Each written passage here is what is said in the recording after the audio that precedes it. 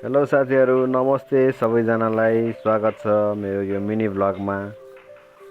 यो भिडियो चाहिँ केदारनाथ धामको पवित्र यात्रा सफलतापूर्वक पुरा गरेर बद्रीनाथ धामतर्फ जाँदै गरेको यात्राको दृश्यहरू हो। हिमालको काग, कुमौरो बाटो, चिसो हावा अनि हर हर महादेवको गुन्जनले यो यात्रालाई अझ विशेष बनाइरहेको थियो भने केदारनाथको शान्त वातावरणलाई मनमा सजाउँदै बद्रीनाथ धाम दर्शनको उत्साह बढ्दै गइरहेको थियो भने बाटोभरि देखिने नदी, पहाड र प्रकृतिको सौन्दर्यले हरेक पल यादगार बनाएको थियो।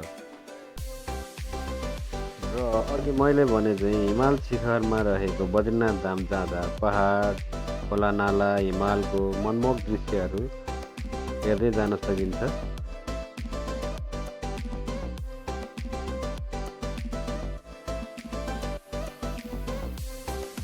र बाटोको कुरा गर्नुपर्दाखेरि पहाडी बाटो भए पनि सबै बाटो राम्रो नै छ, पिच नै छ बाटो सबै। र यहाँ पुगिसकेपछि चाहिँ केदारनाथमा जस्तो हिँड्न पर्दैन।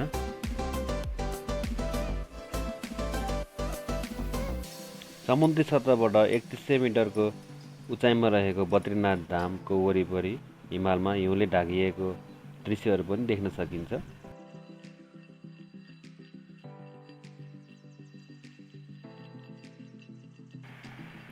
र यो चाहिँ बद्रीनाथको सानो बजार हुँदै मन्दिर जाने बाटो हो।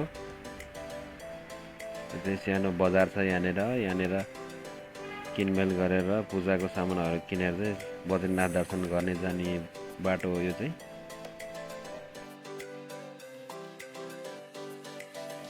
र तपाईँहरूले पनि देख्न सक्नुहुन्छ फाइनली यो बगिरहेको नदी चाहिँ अलकनन्दा नदी हो भने पारिपट्टि चाहिँ बद्री विशाल मन्दिर देख्न सक्नुहुन्छ। केदारनाथको सफलतापूर्वक यात्रापछि चाहिँ बद्रीनाथ दर्शन गर्न सक्नुहुन्छ तपाईँहरूले पनि।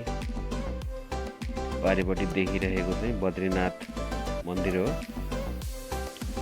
वरिपरि हिमालको बिचमा रहेको बद्री विशाल मन्दिर यही नै हो।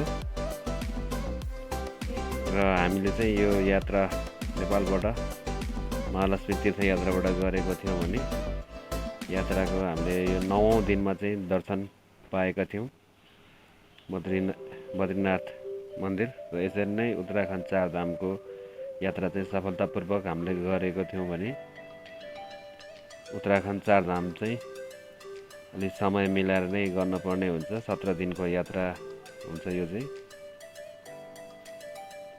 र जय बद्री विशाल नारायण। सो फाइनली यही नै हो साथीहरू।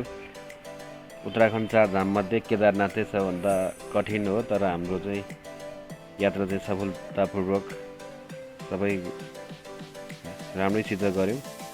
र तपाईँहरूलाई यो भिडियो मन पर्यो भने चाहिँ लाइक, सेयर र सब्सक्राइब पनि गरिदिनु होला। धन्यवाद। र अरू भिडियोहरू चाहिँ म हाल्दै गर्नेछु, यस्तै मन्दिरहरूको ट्राभलको भिडियोहरू हाल्दै गर्नेछु। लाइक फलो गरिदिनु होला है त। धन्यवाद सबैजनालाई।